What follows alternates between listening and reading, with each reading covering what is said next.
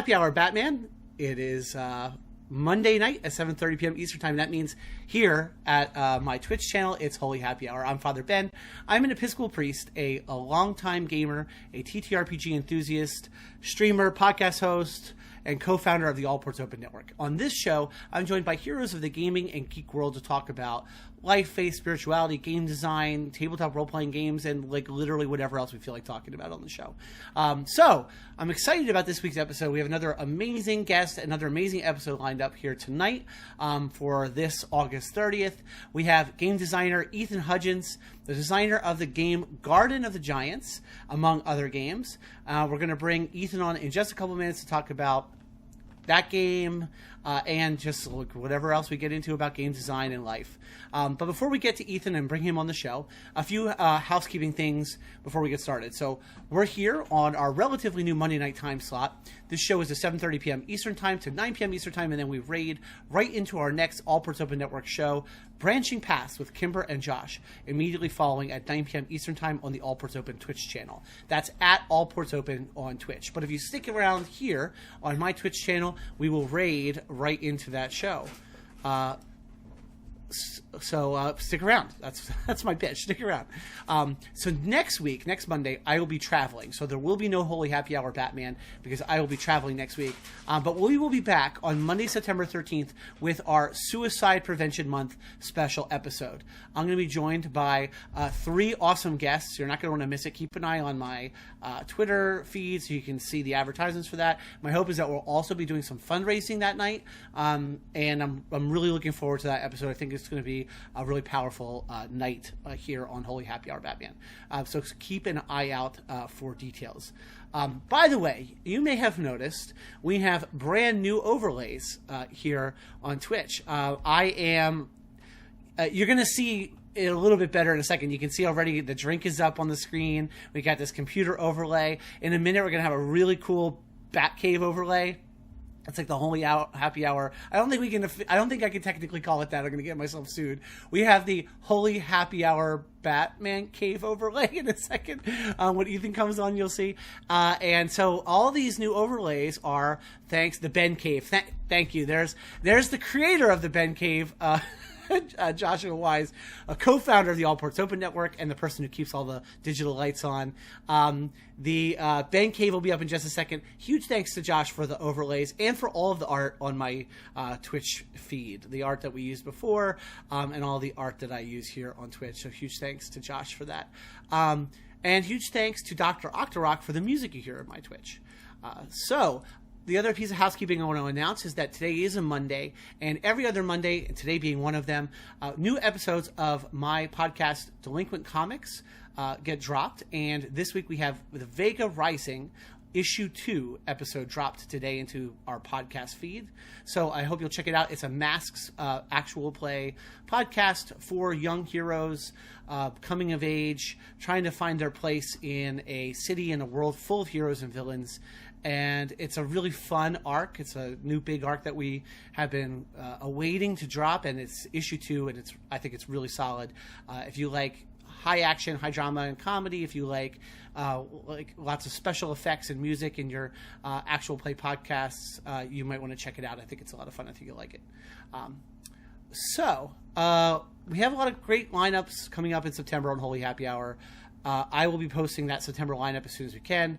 But if you have guests you'd like to see come on the show, maybe here in the fall or in the winter, please reach out and let me know. I'd love to hear your recommendations for Holy Happy Hour guests. So you can DM me at Benjamin Wallace on Twitter.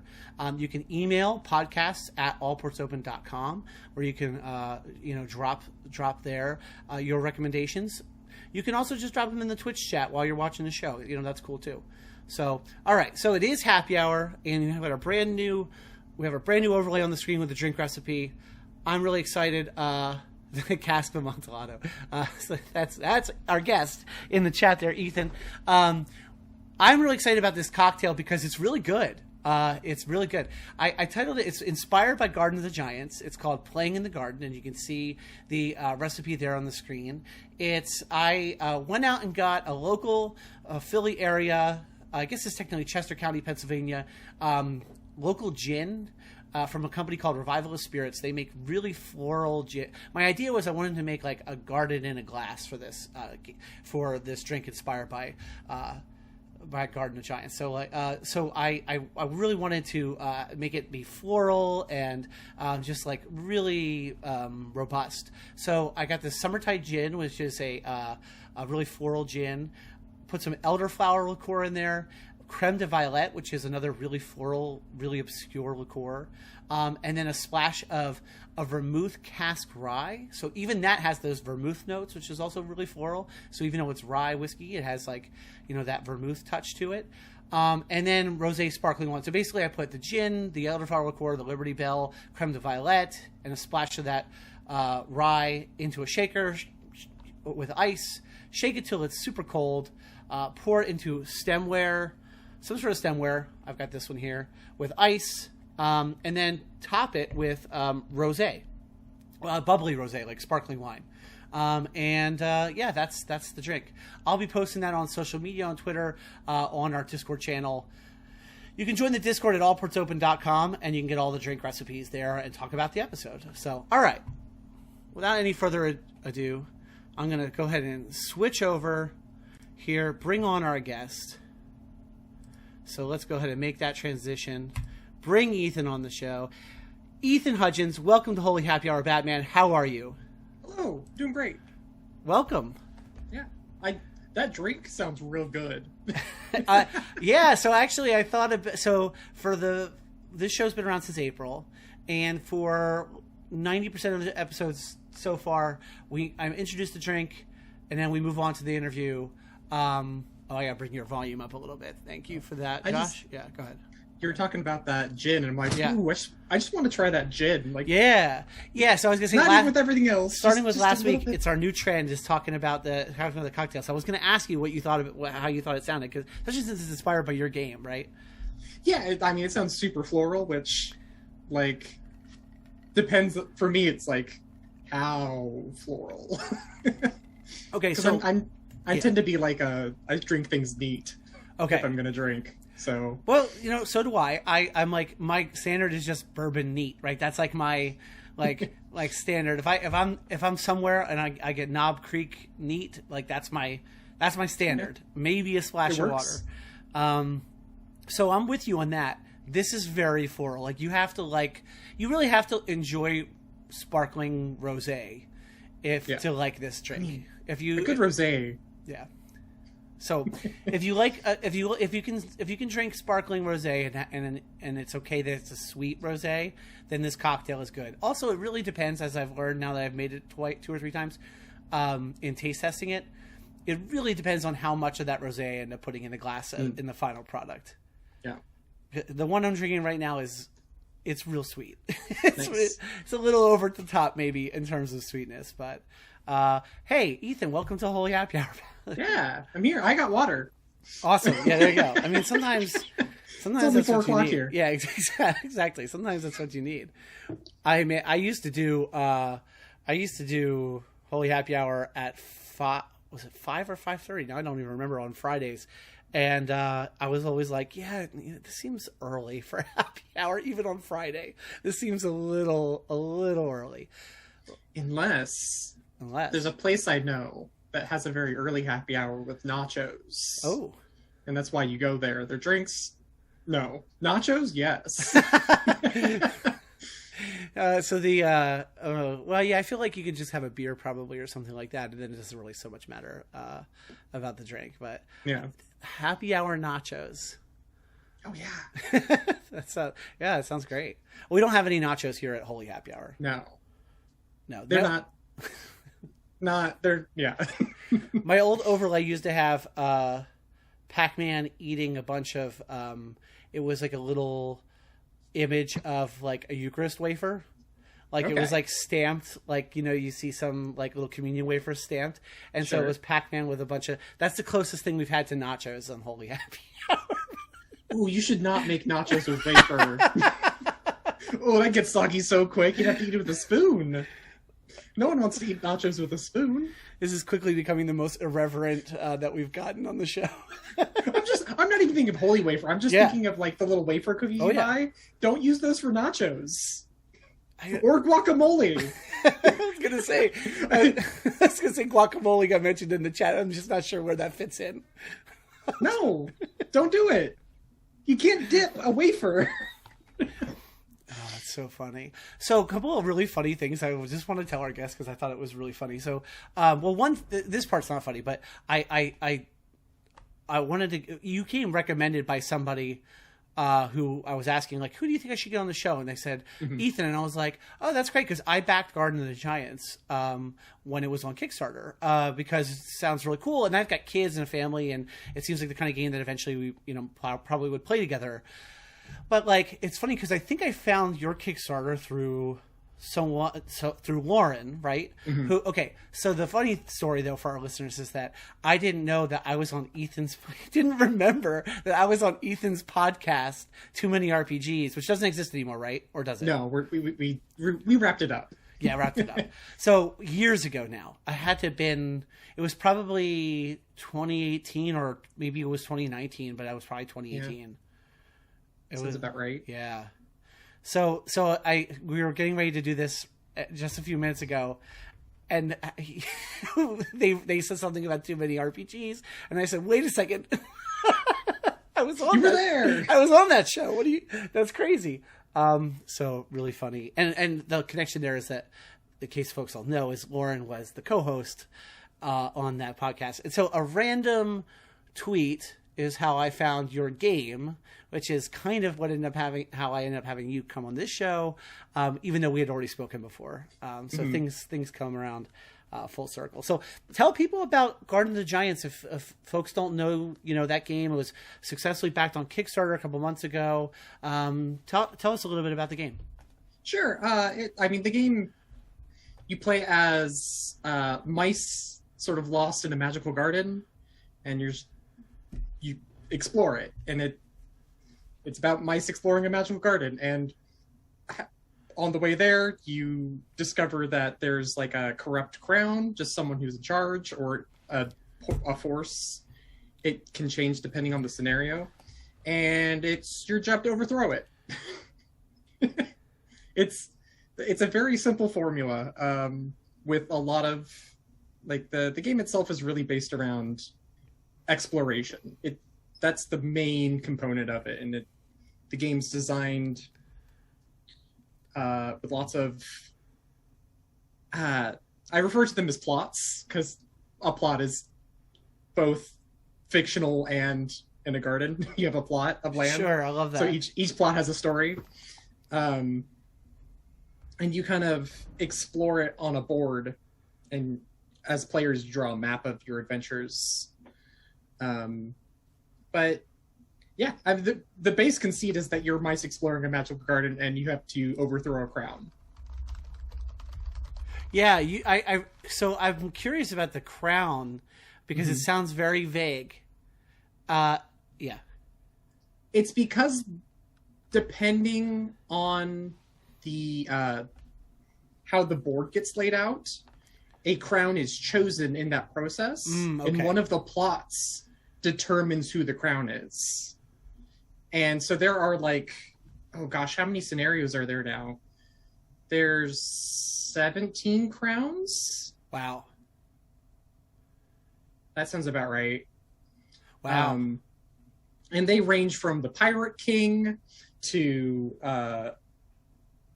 the Mayor of Pumpkin Town to a cat who wants to worship the sun to like, there's all kinds of different crowns. Like one of them is just, it's raining too much. Can't have that in the garden. It's just like, there's just, it's not, yeah, there's one that's raining. There's one that's the rainless flood. I don't think it's raining. I think it's just the rainless flood. Which it's just like an imbalance of power in the garden is pretty much what the crown is. And it's, like I said, it's generated at the start of the scenario by the GM when they're doing the setup. And then, yeah, you overthrow it. So is all of that setup done in a sort of, is that like stuff that the GM sets up before the game, or is it done in a like kind of mutual way with the players? So the book, me and the book recommend Yeah. that you kind of like, I typically do it while the players are doing character creation. I would do this as the GM. So it's sort of like my character creation, right? I'm creating the garden alongside with you. And cool. When you're drawing cards to determine the layout and things beforehand, you could be like, okay, so I drew this crown. Are we cool with these themes? Do we want to explore these themes in this adventure? We do? Cool. We're running it. You don't tell them too much more than that, because, again, the game's about exploration and discovery, so, like, you don't want to give them too much information, but you also don't want to get, like, halfway through the game to realize, oh, people aren't interested in whatever the scenario. There's so many, my brain just went completely blank. Yeah. We don't want to talk about, a kingdom of ghost moths returning. That's not, we're not going to stay away from that tonight. We don't want to do that. Yeah. So, and it's not a one session thing. Like it's a long, each one of these is probably a campaign length. Like we joke in our playtest, we're like, oh yeah, this was originally supposed to be 3 sessions and here we are a year later. Wow. Well, but we played 2 campaigns. Yeah. Okay. And we only played every other week, skipping some weeks. So that was wild, because during the playtest I ran the first session or the first campaign, and then as it recommends in the book, once you jump into a new cycle, because the game is based on cycles, you can switch player and GM roles. So one of my players ended up taking the GM role and they ran the game. So I actually got to play in the second playtest, which was super fun. That's really cool. So the game's in, just so people have an idea where things are at in sort of production. Like right now, the game's, you can pre-order it, correct? I don't know if that's technically what it's called. Yes, because technically, if we're still on schedule, sure. We should be shipping books by the end of September. Cool. Very exciting. Yeah, I have to figure out how to do signatures.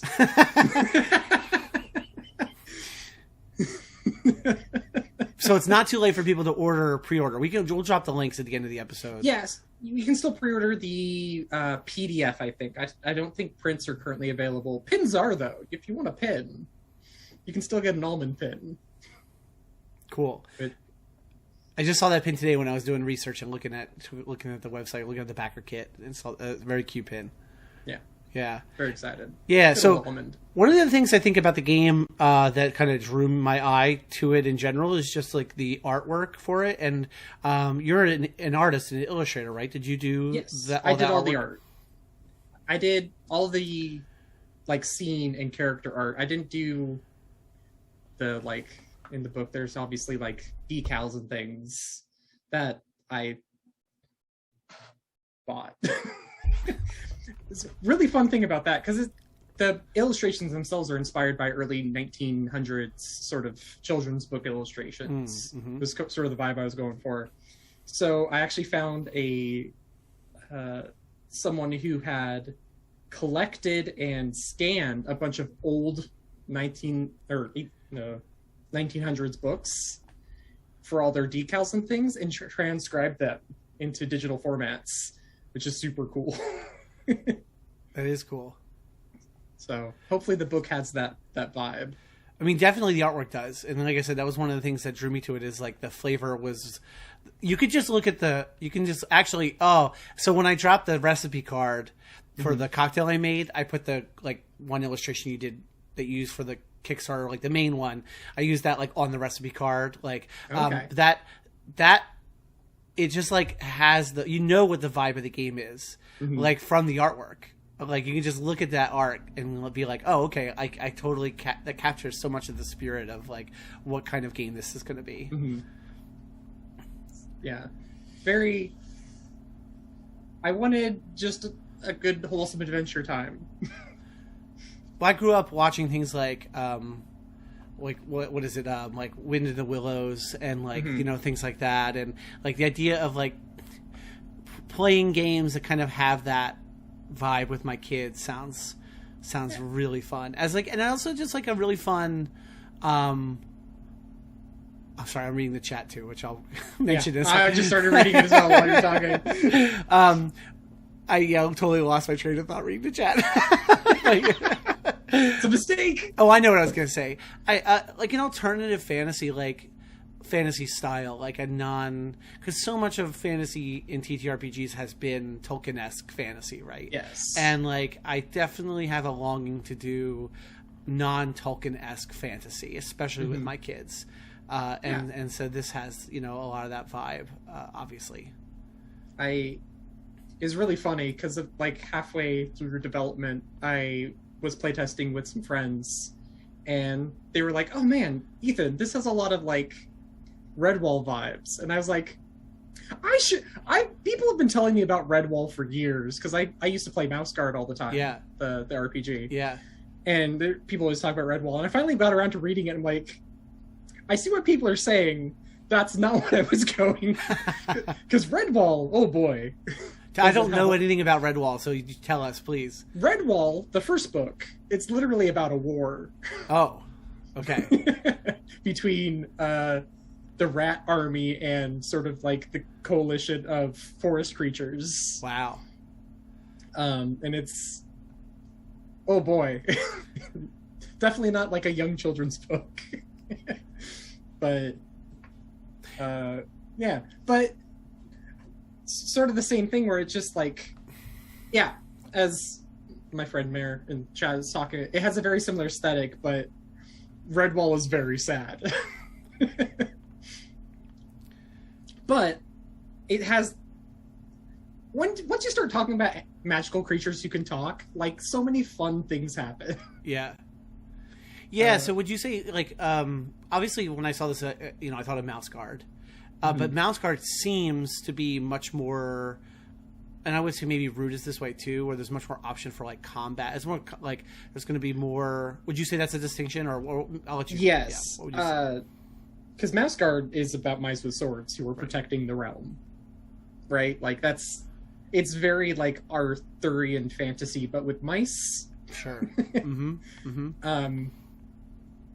Or either that, you can play Mouse Guard in one of two ways. You can either play a sort of Arthurian fantasy, or you can play Postal Service, where you're just going around delivering letters. Because that's one of their jobs. So it's not that. Because for one of the big things that I sort of set up in the game is that I sort of broke it. I break down player and GM roles into three sort of categories. You have, that feeling when you know you wrote something but don't remember what it was? Oh yeah, it happens to me all the time. I pulled up the book just so. Yeah. It's playing as a writer, playing as an actor, playing as an editor. Where playing as a writer is sort of the meta view, where you're like trying to set up situations and rolling dice and all that sort of stuff. And playing as an actor is you like inhabiting the roles and acting things out. And then editor is like making sure you're staying within the tone and themes of the game. Which the game, it's like I kind of like set in the rules of the game to be like, there is no violence or violent death in the garden. The protagonists do not die, and this is a story people of any age can enjoy. Those are written into the rules, and if those things are ever, with one exception, which is one of the cooler parts of the game, I think, and I'll get into that in a second. But yeah, except for that one exception, these should never... These are always on the table. You should always keep these in mind, and if you don't do these things... Any player can be like, I'm activating editor rules, we can't do that thing you just did. The exception being, there's something in the game called Objects of Power. Okay. Which are sort of like in-universe rules changes. Oh, okay. That completely change the nature of the garden. And they can be anything from like flavor to rules. Oh wow. To let me see if I can pull some up. Yeah. That's really interesting. Yeah, it was one of the more interesting things I wanted to do with the game. But like, some of them will like turn it into Winnie the Pooh, where all of the animals in the garden are stuffed animals. Oh wow. Or where is that rule? So are these objects of power things that you would find in exploration in the garden? Yeah, so when you add an object of power to the game, the GM puts it somewhere in the garden. Control F. Yeah, there you go. That's one way to get to it. That's really interesting. And the idea that it can change not only the flavor, but also the rules. Yeah, so like the rules changed ones include like, I have an optional rule set where you don't use dice. Everything turns into pools, sort of. Okay. What's that game? The other wholesome game where you're animal spirits. Oh. Golden Sky Stories. There you go. Sort of inspired by that. Yeah. Or, like, the empty whistle is the one that turns the game... is the one-shot mode. If you want to play the game in a one-shot, you follow these rules. Because they changed them completely. Okay. Because the game's not intended to be ran in a one-shot as written. I was going to ask you if you can be run as a one-shot. Yes, and you would add the broken whistle to the game. Okay. Or the empty whistle. All of these things are sort of like... The names of them are like Storybook of Loose Pages, or Bag of Faceless Dice, or like sort of like old things, because the intention being they're objects of power left behind by the giants, which are people. The giants are people, right? But the denizens have no concept of what a human being is, right? So is death on the table with exactly one of them, which is the cracked clay soldiers, which is it puts the garden in a time of war, with 3 factions that are sort of warring for domination over the garden. That does sound like an interesting twist on the whole thing. Yeah, because there's 3 crowns. Wow. Yeah. That's a cool twist on it. And I feel like that's the kind of twist on it that you probably want to have played the game a bunch before you'd experience. Would not recommend using any of the object of power for your first run. Yeah. There's things that you're intended to... Because the game is meant to be, in part, almost like a legacy campaign. Okay. Where you run a cycle, and then when you start the next cycle, you can reference stuff from that cycle, because it canonically happened. Because the garden is caught in this... it's in a loop. Where everything's fine. There's an era of prosperity, everything's fine. The crown awakens. There's an era of prosperity. The crown corrupts. The mice arrive. They take down the crown. Things are normal again. Right, there's like an age of corruption. The mice come. Then everything works up its way around again. And so you kind of like... Your actions can affect the garden, and over time things change. And like there's rules for how plots can change, or things that you can add to plots, or making your own plots, or all that sort of stuff. Yeah. It sounds so cool. It definitely is the kind of format, too, that... This is just my stage of life, if I'm being honest. I was going to say that, like, perfect for me to play with my family, because the only reliable game group that I feel like I can actually play a successful campaign-length game with is my family, because I live with them. Because anyone else is too hard to... You have the same schedule. Yes, exactly. Anyone else is too hard to nail down consistently over a period of time. But I can tell my children, hey, now we're sitting down to play a game. And they don't get to say, no, I have this going on. No, I have that going on. Wow. I We're playing this game. No, but they love it. I mean, my kids are huge. Okay. My kids are super Yeah. into TTRPGs. Well, That's good. I suppose not my that's not totally true of my 5-year-old yet, because he's only like played one time in his life, so I don't know if he's into it. But my other two are super into it.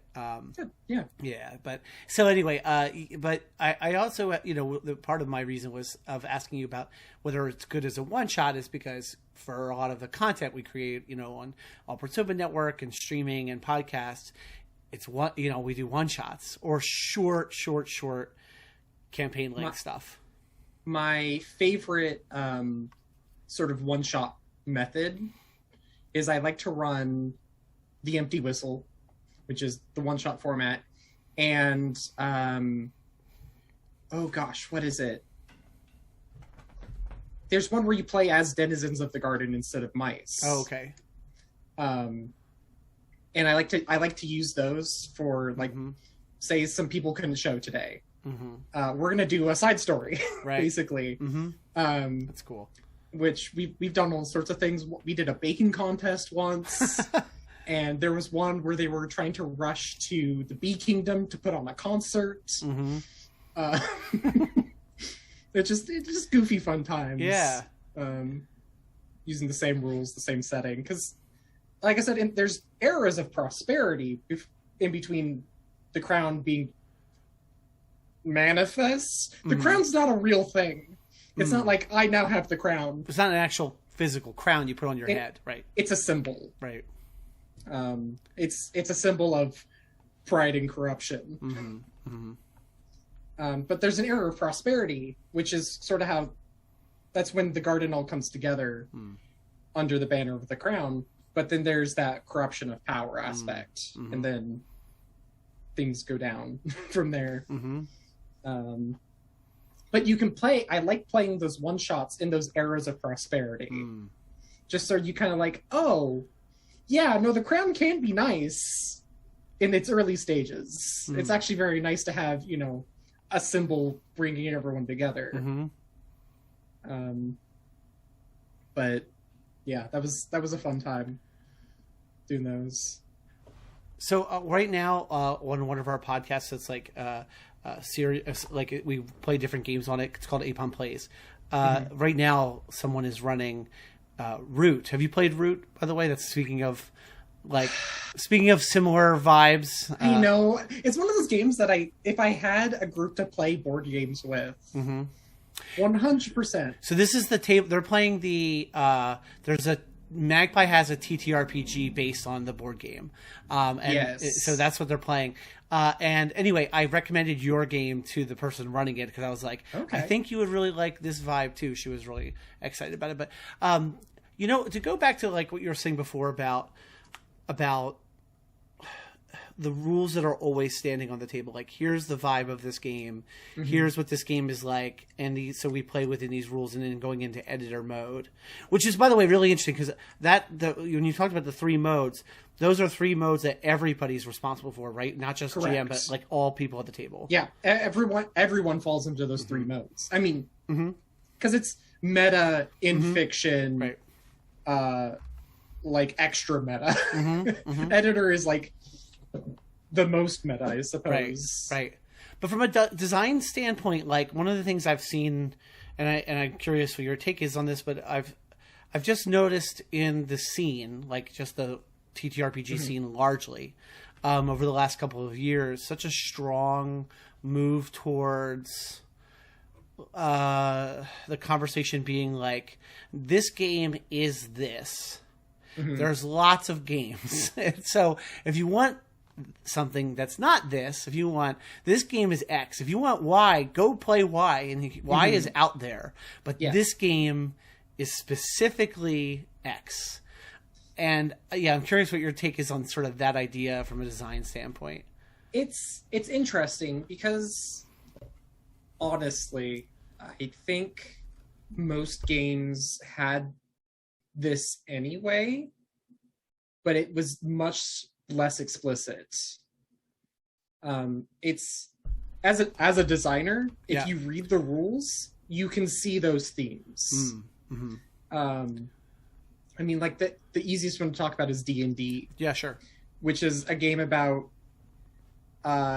going to somewhere that nobody goes, beating up everything there, and taking all their stuff. Right? And we've, as players, sort of like seeking other activities to do. Yeah. We've stretched the rules to do other things. Mm-hmm. But at its core, if you read the rules, the actual things that the rules support, it's going places, beating up everything there, and taking all their stuff. Right. Yeah. It's really what that game wants to do. Right. The very fact that there are no rules for social interaction right. should tell you a lot about a game. Yeah. And yeah, there's a lot of weird things about D&D's design. One of my favorite things to note that most people probably didn't see because they didn't look at it through this lens. If you've ever read the 5th edition Dungeon Master's Guide, there's not a single concrete rule in it. Really? Everything is maze, cans. Interesting. There's not a single concrete, this is true. Why do you think that is? I think it's largely because where 5th edition is, the GM has no rules. Everything is player facing. Which is, it's fine if it's really good for like what the game wants to be, which is theater of the mind. So the GM being able to just sort of do all their stuff without having to worry about rules. Because like if they were 5th edition in a lot of cases is overcorrecting for 4th edition. Right. Which, by the way, the 4th edition Dungeon Master's Guide has one of the best sections on player types, and you should read it. Yeah, I actually think that the 4th edition DMG is a good book that has a lot of really interesting ideas about what it means to play a role-playing game. Yeah. 4th edition D&D DMG, well worth the read. Yeah. I mean, I liked 4th edition. 4th edition is sort of where I matured as a role player. That's when I found games online. Was in 4th edition. So like I have a nice sweet spot for it. Yeah.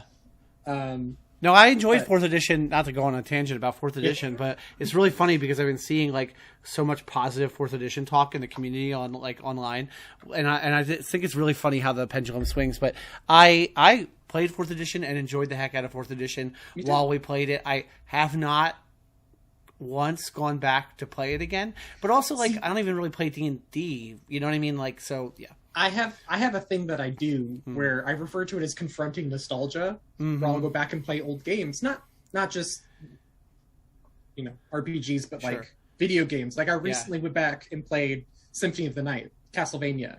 It's not a good video game anymore. It's instrumental. It is an incredibly important piece of video game history. Yeah. By today's standards, it's not good. Yeah. I've not played that. It's not fun to play. I've not played that one, but we do this. So on our Thursday night stream is No Avatars Allowed. It's our video game and theology podcast that we started streaming it. But we've been doing No Avatars Allowed for years, and lately we've been doing that. We've been having like going back and playing like nostalgia games. And yeah, some of them like still definitely hold up like crazy, and some of them just like really don't. And like I never played Morrowind the first time through, like other people had. But so I tried to go back and play Morrowind now, and I just couldn't do it. It's bad. It's bad. I don't want to say it's bad because I don't want to be murdered by people who. I will say it is from today's again a very important game at the time. It did so many new and interesting things. It was instrumental for growth. But if you look at it just from if it was made today, it's a bad video game. Well, I guess if that was the final product today, yes, it would be a bad game. And that's how I judge things. Is I judge them now. Gotcha. But I look at the history because, like I said, some of these games are very important. Yeah. Same with RPGs. Like you can't just dismiss a game. Yeah. Because it's bad. You have to be like, okay, so there's lots of cool things that happened here in this point in time. Yeah. But I wouldn't play it now. Right. Right. And, yeah, it's interesting. I'm trying to think of other examples of this in TTRPGs though, because like, oh, I would not play 3rd edition ever again. that's the one I was thinking about. Would I play? So the caveat, the asterisk to that. So I guess everybody basically feels. I mean, not everybody, of course, but like what I mean is like in general, that seems to be the consensus, right? Because like 3rd edition, like retired to 4th edition, and then Pathfinder was the like, you know, we're going to be the replacement, right? But even Pathfinder has moved on to Pathfinder 2.0, and it's gone. So there is no like 3rd edition nostalgia, except for people who are still playing it. I'm sure there are people playing. There is enough content in Pathfinder to subsist anyone who has ever lived. Right. Right. I'm sure there are people still playing just 3rd edition with their 3rd edition books or their 3.5 books.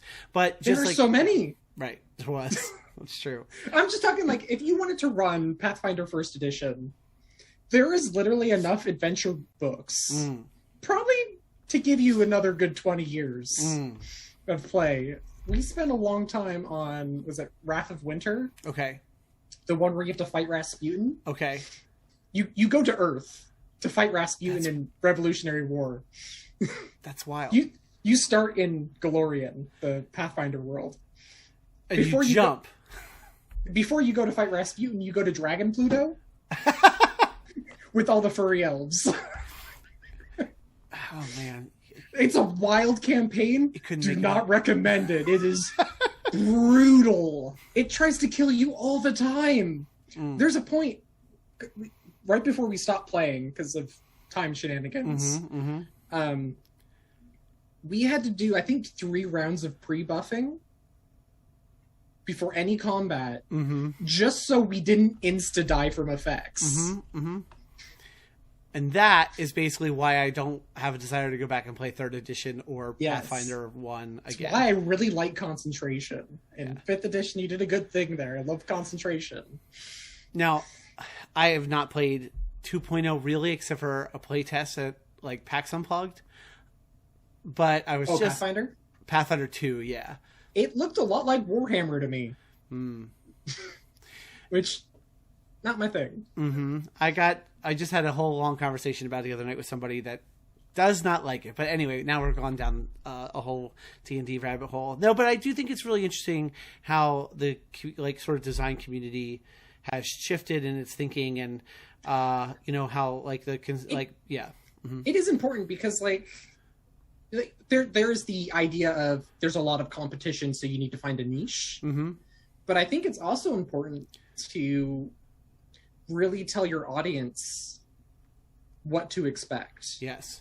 It's for me, it's much more, you should play this game this way. Right. So you get the intended experience. Right.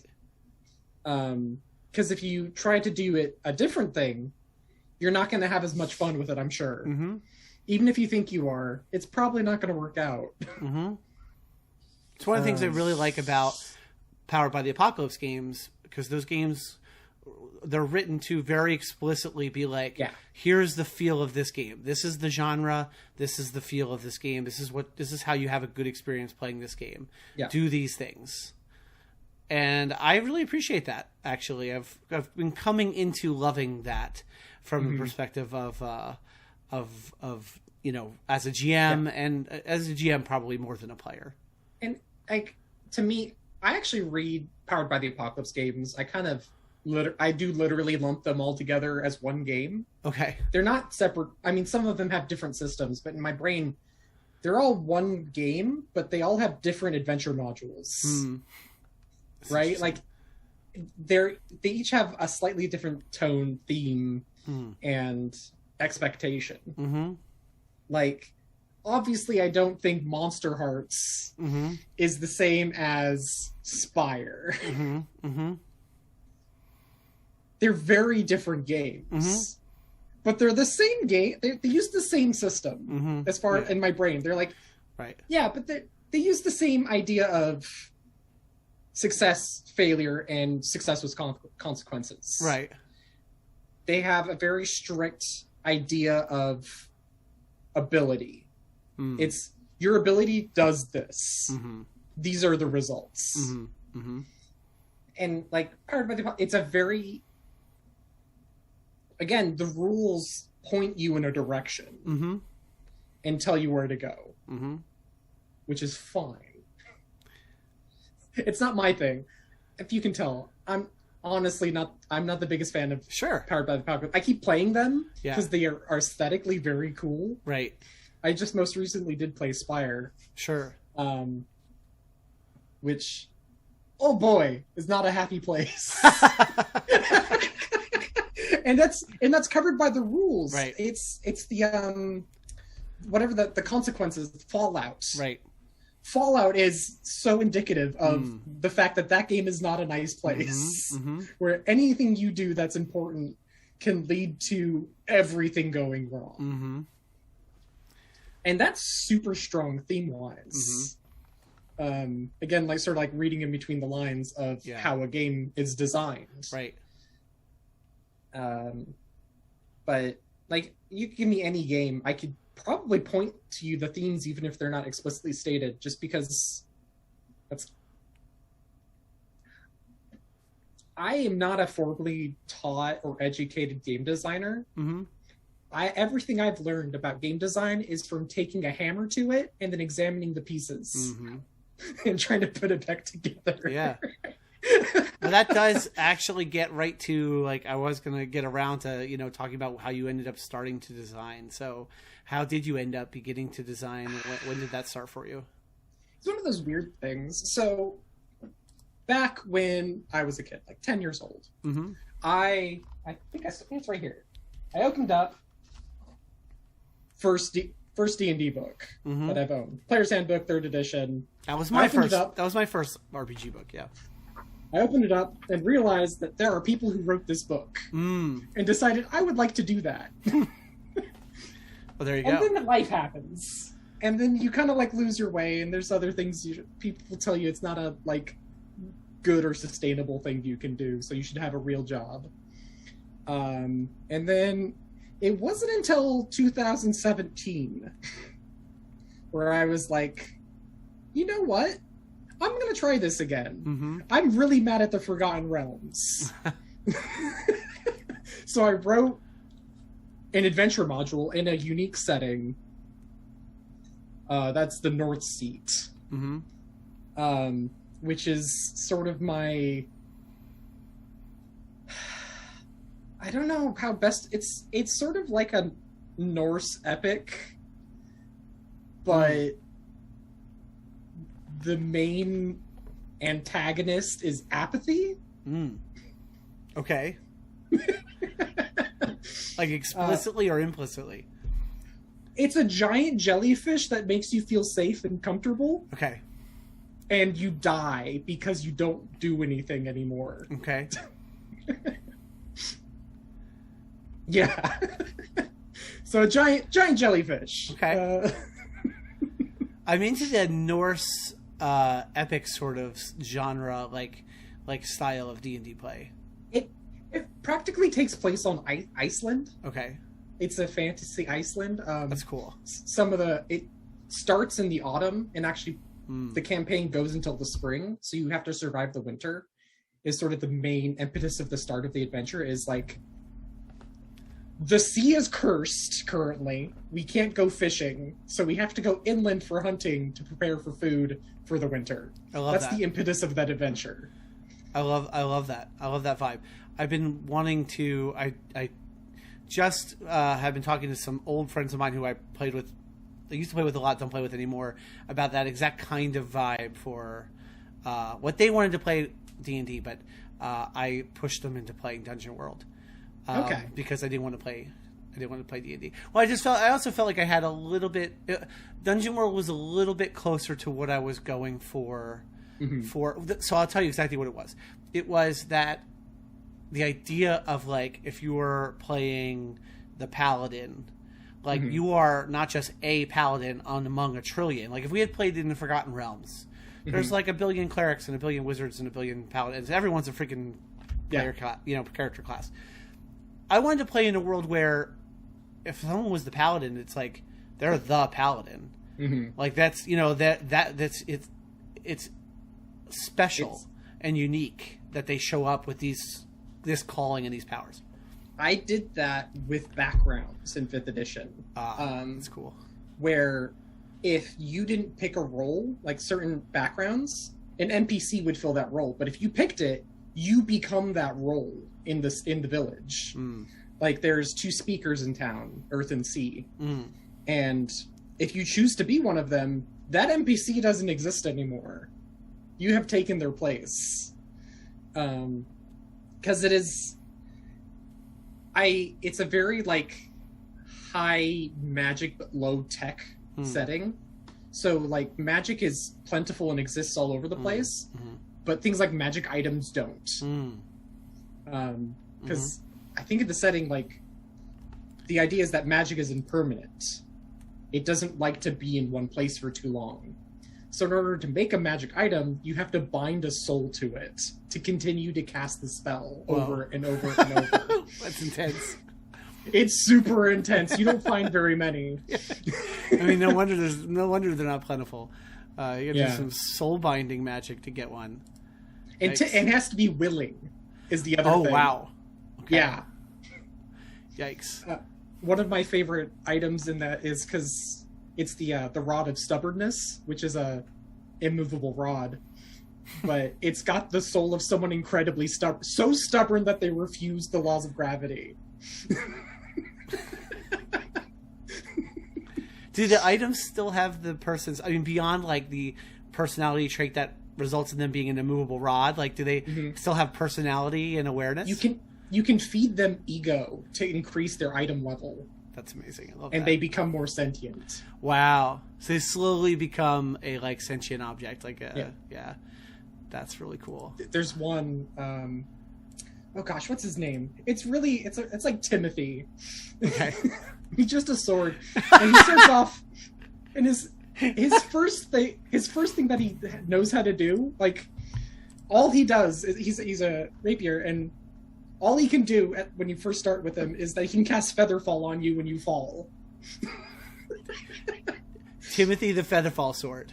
Yeah, it's so good. But if you feed him, you like can start casting higher level wizard spells. I have to tell you, I love the idea that there's just a sword named Timothy. I don't know why I love that so much, but I do. Yeah, and all the items are like that. They have their actual name of the person who put their soul in it. Wow.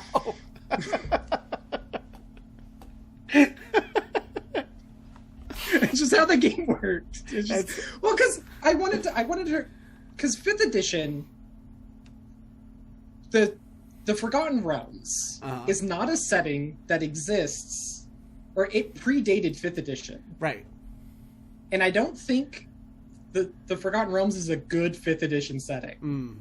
Because the 5th edition rules and the setting itself do not align. Right. Like the fact that you can only have 3 magical items bound to your person at any one time, then why the heck is there so many magic items floating about? Yeah. Like they exist, but there's no market for them because there's no market in magic items in the 5th edition setting. It's just like there would be a market with this many floating around in this setting. Like, they don't mash up correctly, and I don't think they thought about that.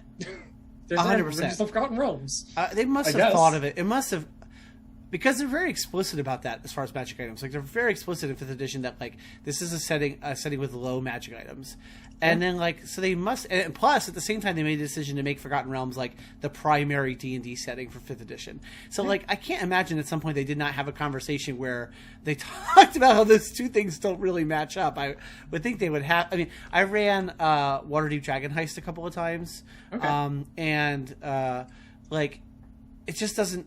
I like Waterdeep Dragon Heist as a story. Like I like it as a, I don't like it as a D&D adventure because like it just doesn't make sense for what D&D is. Like you don't end up doing a whole lot of D&D stuff when you play Waterdeep Dragon Heist. But it's a cool like module and story. But like you're in Waterdeep of all places, right? And like so my characters are like, well, we can just go buy whatever magic items we want, right? Because we're Waterdeep, like, you can find anything here. It's like the most exotic city in the world. And I'm like, well, yeah, but... And I had to keep coming up with, like, fake reasons why they couldn't just buy whatever they wanted, you know, being in the city they were in. I found the name. It's Thomas. It's Thomas the Witch Sword. Thomas. Now I already forget what name we were saying. Timothy. I don't know. It's a T name. Thomas. Yeah. Okay, so you designed the module, the North Seat. Where did you go from there as far as designing? Oh gosh, I messed around with Mouse Guard for a bit. Okay. And I messed up their history. Okay. Oh boy, did I enjoy doing that. If there's one thing I enjoy doing, it's taking an established setting and going, nope. Okay. Don't care about you. I'm gonna make up my own stuff. Mm-hmm. Because in that setting, I made half the territories covered in poppies, like magical poppies that were putting people to sleep. Okay. So there's sort of a mass exodus to the eastern side of the territories, and there was some stuff that came up because that, like, the mice and weasels had to work together. If you've ever played Mouse Guard, you know that's not true. Right. For good reasons. Yeah. I think there's a cover of one of the Mouse Guard books that it's a mouse laying in a pile of mouse bones in a pit of a weasel city. Because they were eating them. Mortal enemies. Yeah. And then... What was the next big... Was it One Last Fight? One Last Fight might have been the next big thing I had done. Okay. Which, One Last Fight is... What if I took For the Queen and made it a dungeon crawl? I love it. So it's very prompt-based. There's dice. Every character has a class. And you're trying to fight... your nemesis. It's your last adventure as a group. So, and sort of the card sort of going through all the card prompts sort of establishes what your party has done in their adventures as you travel in your last adventure to go fight your nemesis. And the nemesis is sort of like your queen card for the queen. It's not. Is it actually a Descendant for the Queen game, or is it just real similar to? It's inspired, but like I said, there's dice rolls and challenges. Right, so that's obviously different, yeah. Yeah, it's a completely different game. And Gotcha. it's, you don't... Because Descendant for the Queen games, every good Descendant for the Queen game, design-wise, asks one question. Do you side with the Queen? And every other card is designed to point towards that question and make you feel obligated to choose one side or the other. It's every card is pointed at either making you side with the queen or not. It's very interesting from a game design point of view. Like you think of like, oh, you're just answering questions. I'm like, no, these are very important questions. Like these aren't idle questions. They have a job, which is very clever. Right. All Alex's games are extremely clever, and any good Descendant from the Queen game is clever as well. That's the design of it. It's right. If you do not have that important end question, and every other card points to it, the game doesn't function at all. Right. That is the gameplay. Yeah. So I'm assuming that, because I'm really intrigued by One Last Chance, I'm assuming that was an evolution of One Last Fight. One Last Chance. So that's probably my most recent game that isn't Gardens, because Gardens has been along. I think we're in year 2. Okay. Like getting towards the end of year 2 of development for it. One Last Chance is I want to make a 2-player version of One Last Fight. Okay. In which there is no nemesis. Your nemesis is each other. Right. I love it. Oh, it's so good. Because One Last Chance is you are 2 rivals. Yeah. Leading up to your final confrontation. That's so cool. And it's all about trying to get the upper hand. There's sort of like a rock, paper, scissors chart, but it's 5 things. So each card has like, you can roll this, this, or this, and you're trying to like guess what your opponent's going to use, because if you get in the right slot, you have an affinity bonus. Mm-hmm. So you're like, oh, what are they going to choose? Are they going to go with their best thing, or are they going to try to trick me, not use their best thing, and try to get the advantage? I'm like, it's got that sort of mind games angle to it. It's interesting in that, like, that game design process was interesting because it was a game I designed not for me. I specifically designed it for my friends. Okay. Who really love rival tropes. Okay. It's not my thing. Interesting. I could. You can take it or leave it. From what I understand, I did a very good job. Well, I guess that's what you want, right? No, it just sounds so cool. Like, I don't know that it's specifically like a trope or like a genre. I have like, I don't think I would have said I really like that trope. I really like that genre. But when I hear it as a game concept for 2 players, oh, it's so cool. I think it's partially because I don't think I've experienced anything quite like it as far as a 2-player TTRPG. So like, it's have you played it or no? I want to. Okay. I only, to full disclosure, I found out it existed today. So I was like, but as soon as I did, I was like, this is super. I'm super enamored with this concept. I've played a lot of 2-player RPGs, and this one is really different. It's very funny because every time I've seen it played or heard stories about it, everyone tries to go the like rivals to lovers angle, of course, which the game supports. Yeah, okay. Good. You can develop mercy through the game, and in the final confrontation, you can try to use your mercy to not kill each other. You don't have to kill each other, like, but the impetus is that at the end of the game, your characters will go their separate ways. One way or the other. Mercy sort of allows you to stay together. Okay. If you choose that route and succeed, because if you fail that check, you have to do the other one, and your mercy's cut down. Okay. Like, you get less mercy every time you try it. Because the idea behind it is that you really don't like each other. And I didn't want you to just be like, I forgive you. I wanted to feel like a build, and it feel like a struggle if you were going that direction. Yeah. Like, if you're gonna do that, I really feel like you have to. That seems like a tough thing that's a tough motivation to build into play, right? Like, you want to like legitimately kind of hate each other, to turn that into like to love, or to at least attraction, or appeal. Like, that seems like a challenge to. It was a weird thing to do for myself, because again, I was doing it from not personal experience, but like just listening to people talk about this trope. Interesting. Very excitedly, and that's why I got really excited to do it. Because like, oh, you seem to really be interested in this very obscure thing that I don't really know about. That makes me excited. I love listening to people talk excitedly about things they're excited about. Yeah.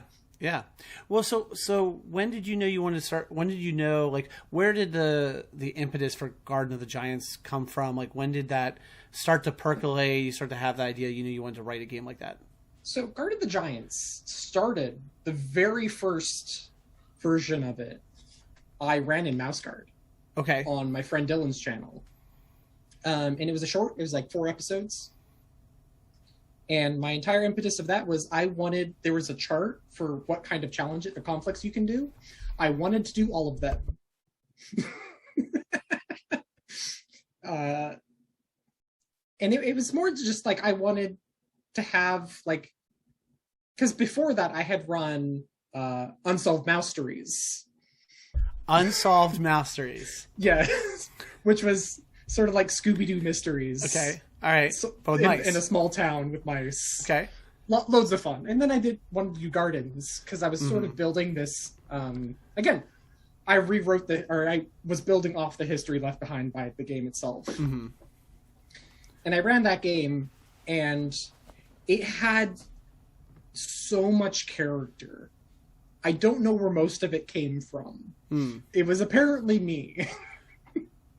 But like, it just sort of like existed in my brain even after the game. And over time, it's just like, I need to start writing things down. And then for a brief period of time, I tried to get a license to do in-mouse guard. Okay. And I realized that wasn't going to work. Okay. I was like, guess I'm coming up with my own system. Yeah. Okay.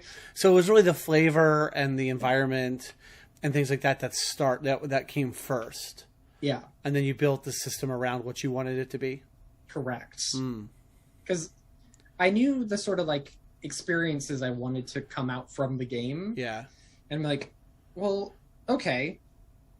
How do I do that? What games have done similar things? Which, if you want to talk about games that do similar things, sure. And weird inspiration for things that you never expect, because the inspirations for Gardens are like Ryutama and Golden Sky Stories and Betrayal at House on the Hill. You know. Well, because Betrayal, which is such an important part of the game design, Betrayal is a game about exploring and fighting an antagonist. It's true. Like it is one of the biggest cores of the game. And it's just completely tone shifted. Yeah, exactly. Massively tone shifted. Yeah. And it's one of those things, like I always tell people, if you're going to become a game designer, you need to play lots of games.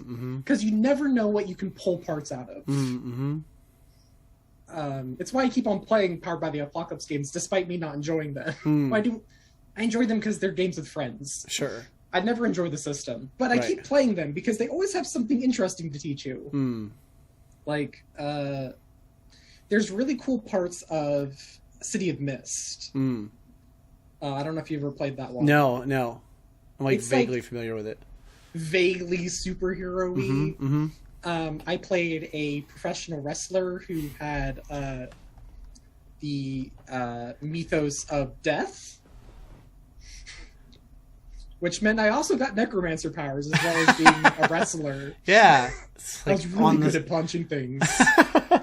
It's like on the side. I'm a professional wrestler and I do necromancy on the side. Well, the interesting thing about that game is you kind of like, in character creation, determine which one is your side gig or if you're equal parts. Okay. In my case, they were equal parts. They were. I did both of them equally, but that game had this? That game has the coolest part. That is the I forget what they call them exactly, but they're like showstopper moves. They're moves that you should only do once per arc, and they're big. And oh boy, did I bring to life an entire catacombs to shake down the foundations of a building.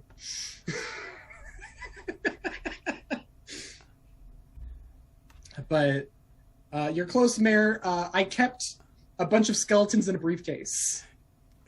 So in the chat, what Mare said was, I'm imagining a wrestler that whacks people with zombies.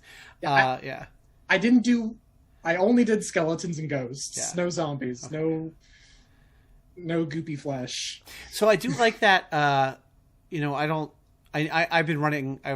You probably heard me say at the beginning of the show, I have a Masks actual play podcast. Oh yeah. So running Masks, and in Masks you have your moment, right, which you can unlock, and then and like, so we've now seen in my game. Oh wait, it's a spoiler. Okay, let me carefully edit what I was going to say. We've seen a number of moments happen in the game. And I won't say what the number is. Yeah. We see a number of moments that one of our players is in the chat. He's laughing. Anyway, I love this idea of like a show-stopping moment. You know, where cool. Where you get to take over and just be the coolest. Like, here's this will be my moment. This is my time to shine. And every time it's happened in the game, it's just been so cool because everybody celebrates it with the person. It's like, everyone's that person's biggest fan when it happens, or at least I guess if you have a great gaming group, I suppose. I tried to in Gobs of Gobs, the remake of Gobs of Gobs, because originally I made Gobs of Gobs in Cypher System. Okay. And then sort of like halfway through the garden's development, I realized that that wasn't pulling any numbers, and I didn't like working with Monty Cook Games requirements and things. Okay. So I remade Gobs of Gobs in the garden system with a couple changes. Gotcha. And one of the biggest ones was I introduced Spotlight. Ah, okay. Which was a mechanic you could use to activate your special. And everyone had a special, because all goblins are weird. Weird and great and special. Like, the specials in that game are like... I'm trying to think of some of the more fun ones. Like, one of my favorites is actually Allergic to Everything. But there's Who Is Here for the Nose Boops, and who is from another planet. Like, they're just really out there things, and you can only activate them if you had Spotlight. And the interesting about Spotlight is you use it, it's a big moment, and then you pass it to another player. Oh, that's cool. So there's actually an act like, it's your turn to be cool now. Yeah. So, yeah, that was a fun thing to work. Gobs of Gobs is one of those games that I continue to be incredibly proud of and excited for. It just has never done well. Okay. Every time someone plays it, though, and they tell me how much fun they had with it, I'm like, ooh, good, I'm glad I wrote this game. Yeah, yeah. Well, it's interesting you originally wrote it in Cipher System. Yes. Was that just, where did that come from? That seems a little bit, well, I'm just curious how that ended up happening. I did it because I wanted to write foci. Okay. Which is the end of the character sentence. Yep. Because at the time I was on a Cipher System actual play. Okay. So I was just thinking about it a lot, and there's one day where we're like, oh, hey, everyone can't make it this session. Do we want to do a one-shot or something? I'm like, I have an idea for a one-shot. And I wrote custom foci for everybody, and we had a blast. Literally, it's in the foreword of that game that every time I've played that game, my face has hurt so much afterwards from smiling and laughing. It's just so goofy. Because as soon as you're like, okay, you're a gob, go on adventures, unlocks the gremlin part of everyone's brain. Yeah. And everyone just makes mischief 24/7, and it's brilliant. That sounds like fun. I basically play that character anytime I play in anyone else's game anyway, and it's not even meant to be. I just naturally go to that place. It's when you unlock that gremlin part of your... Like, I'm playing in a Ryutama game right now, and I'm playing a fairy prince pirate named Leaf, who has a gun that shoots stars and sometimes chopped onions. Nice. I have a spell that makes people cry, so I shoot onions at them. Love it. I love it. But yeah, there's a whole thing. Licensing is a really big issue in general. It's really weird because having worked in both 5th edition and Cipher, trying to work through people's agreements and licenses and that sort of thing. And trying to work in Mouse Guard, right? And trying to work in Mouse Guard, and that was just a brick wall, literally. I never heard back from them. Gotcha. That's one end of a spectrum. Yeah, the other end of the spectrum is someone just going, yeah, go for it, I suppose. Which I've never heard. Right. The best one I've worked, honestly, the best one to work with is probably Quest. Okay. Quest, if you've ever played Quest. No, I haven't. One, very pretty book. 2, in addition to releasing like an SRD and all the licensing stuff, they also released a style guide on how they produce their books, from like font sizes and choices to like weights and how you should section off your paragraphs and things. Yeah. And they're all recommendations. You don't have to do them. Right. But it's so good. Yeah. So, like, as a designer, it's just like, oh, these are all the things I need to make my book look like a Quest book. That's cool. Along with all of the philosophy of their designs. Right. That's so smart.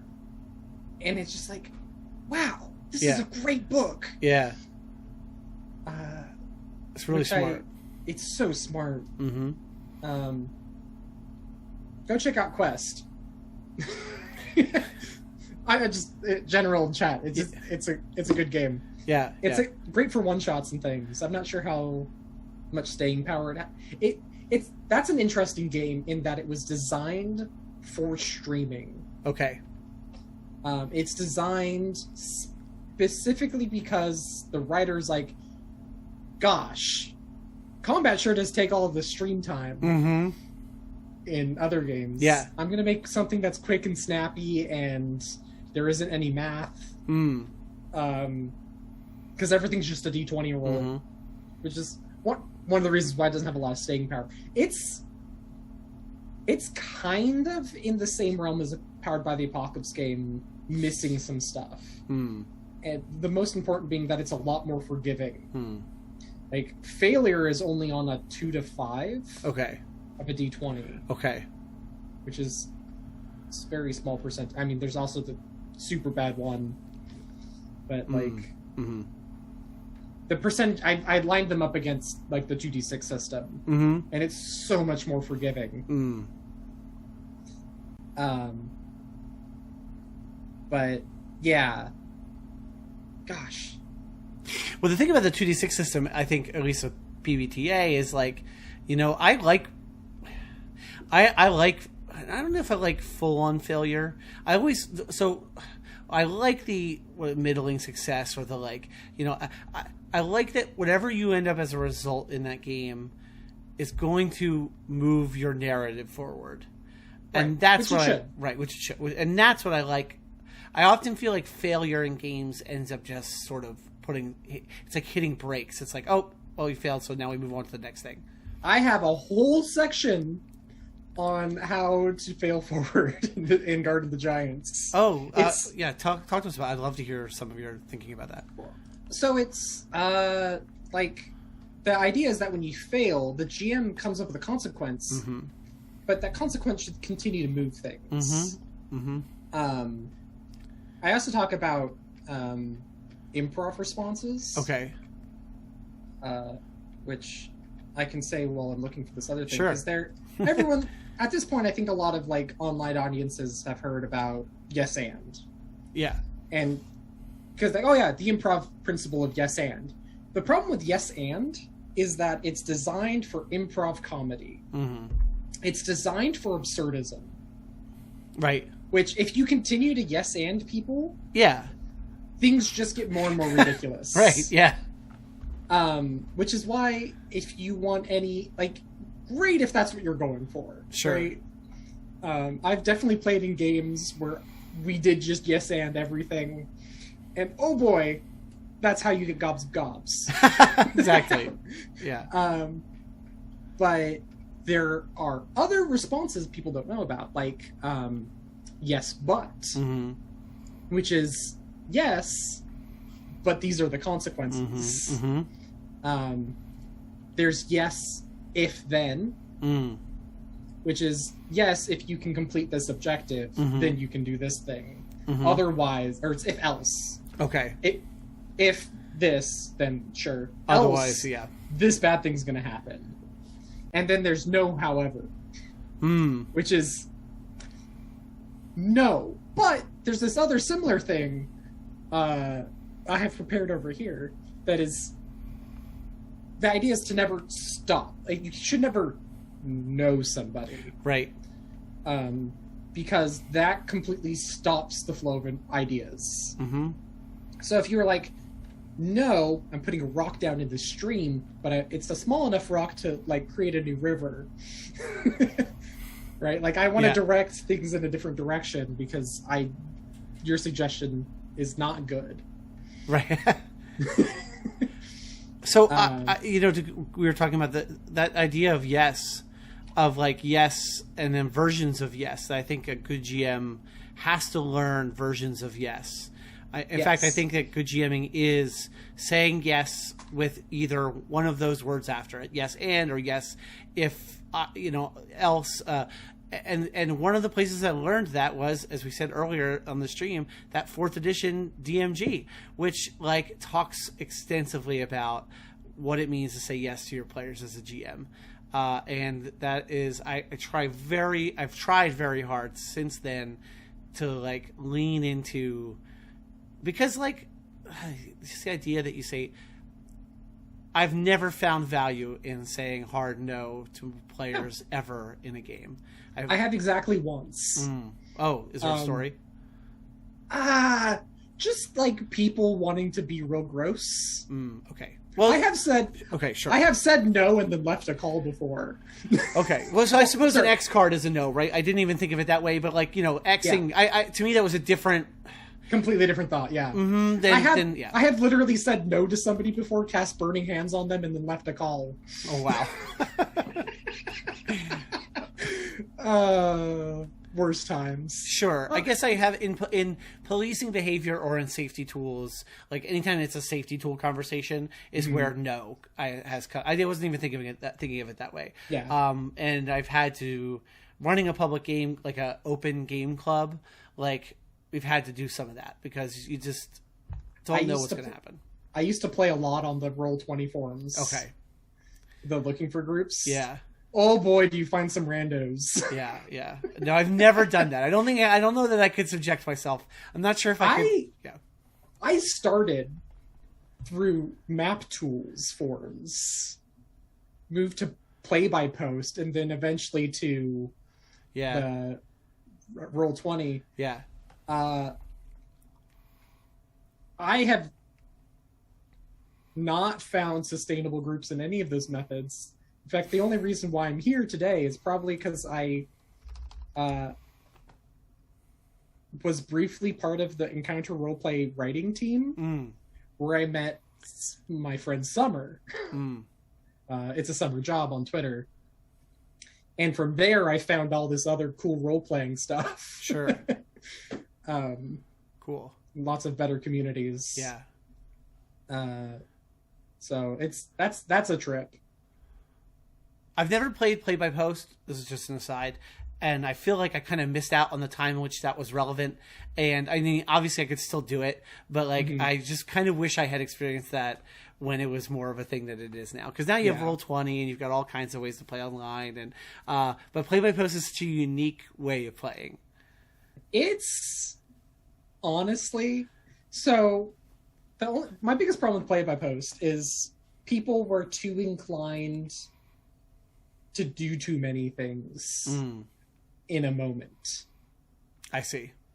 Yeah, it makes sense. Right, like every situation was a monologue. Yeah, right. Is my biggest complaint about this. The other being that because they do take a long time, you don't get very far. Yeah. Before the game dies. Yeah, right. She will. That's a good point. That's a good point. Yeah. It was. I think the correct word is laborious. There you go. Well, listen. Amazingly, it's already 9:00 almost Eastern time, and which is crazy to me, because I feel like sometimes I feel like, oh my gosh, we just scratched the surface on things, but here we are. But I want to give you a chance to tell people where they can find you online, where they can find your games, all that good stuff. You can find me usually on Twitter at Super Robot Bear. I will put art up there sometimes. Sometimes I talk about game design. Sometimes I talk about the video games I'm playing. I recently just got out of playing Final Fantasy XIV for a month and a half. Okay. Which is great, because, oh boy, did those tweets not be good. But we're coming out of that, so more good stuff coming up now that that's done. And you can find my games on itch.io. Same place, Super Robot Bear. Lots of good stuff there. We talked about a lot of them today. Yeah. And you can pre-order Garden of the Giants on BackerKit, which I don't know how to access other than going to the Kickstarter. Yeah, that's how I found it.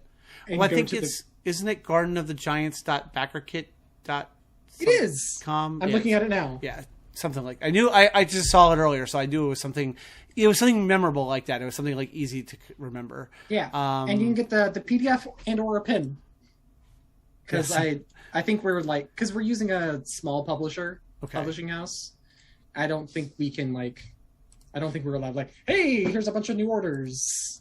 So that was, but I'm looking into getting print versions in the future. So still looking into that. Publishing is the whole thing.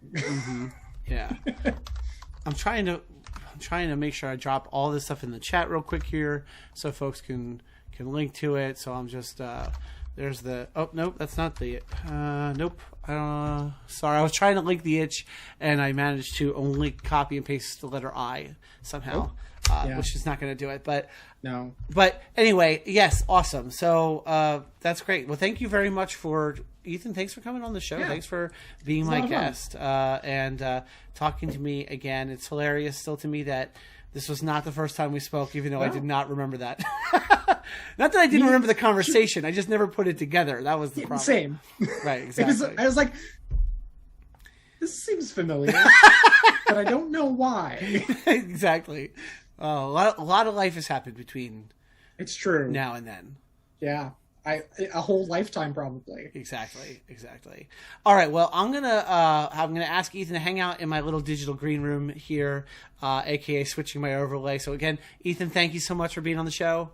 Hang out for a little bit. Oh, look at that! Ethan's gone. So the magic of the internet. So, okay, I'm just going to do quick housekeeping with you all real quick before we say goodbye to the end of the show here, and then we're going to raid on into our next show. But before we do that, just a couple of quick things here.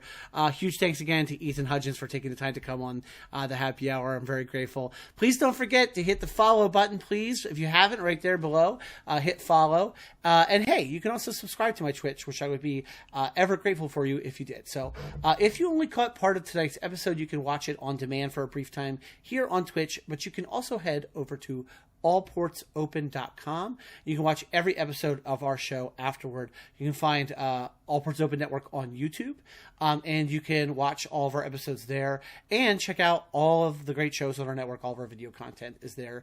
All Ports Open Network on YouTube or allportsopen.com. So there is some new Twitch streams going on from the All Ports Open Network. We've got Branching Paths, which is what we're going to raid into in a few minutes. That's where new gamer Kimber and old school gamer Josh introduce classic video games to Kimber that she's never played before. And Josh is going to be the wizened old guide on her shoulder, leading her down Branching Paths. So they played Maniac Mansion as their first game, and tonight I believe they are playing Half-Life for the first time. They're going to do Half-Life, so that should be pretty cool if you like that game. We also have some actual play games, so if you go to The Worst Days on Twitch, that's our Apon Games channel, and at 8:30 p.m. on Tuesday and Wednesday, it's Eastern Time, 8:30 p.m. Eastern Time on Tuesdays and Wednesdays, we have our original horror game, The Worst Days, 2 great casts on 2 nights. And then very soon, I think, as soon as this Friday, we're going to have some new Friday night lineups at the All Ports Open Twitch channel. So keep an eye out for that too. We have lots of other great shows on the network that are podcasts. Please do check out My Delinquent Comics if you like Powered by the Apocalypse, or if you like superhero stories, if you like masks, or any of that stuff, or you just like high action, high drama shows to listen to with lots of good sound design and music and things like that. Check it out. Huge thanks to Joshua Wise for the artwork on the stream, for the new overlays. Again, thank you so much, Josh, for that, and for everything Josh does for the All Ports Open Network. Keeping the lights on, as they say. And thanks to Doctor Octoroc, an amazing chiptune artist and a good friend of mine, for the use of his music on the show. So, that's it for the show tonight. Thanks again for watching. I'm that Gamer Priest, Ben. We'll be back in 2 weeks for our Suicide Prevention Month episode on September 13th. I hope you all enjoy the holiest and happiest of hours. And now is when I try to raid us into the other stream and hope that it goes. Yep, here we go. And we're going to raid. So thanks again, everybody, and have a great night. I think I did it.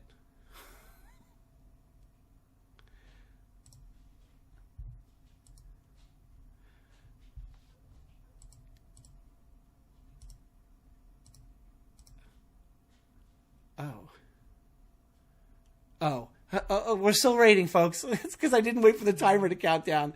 I canceled it. Here we go. 2, 1, and now I can hit it right now. Here we go.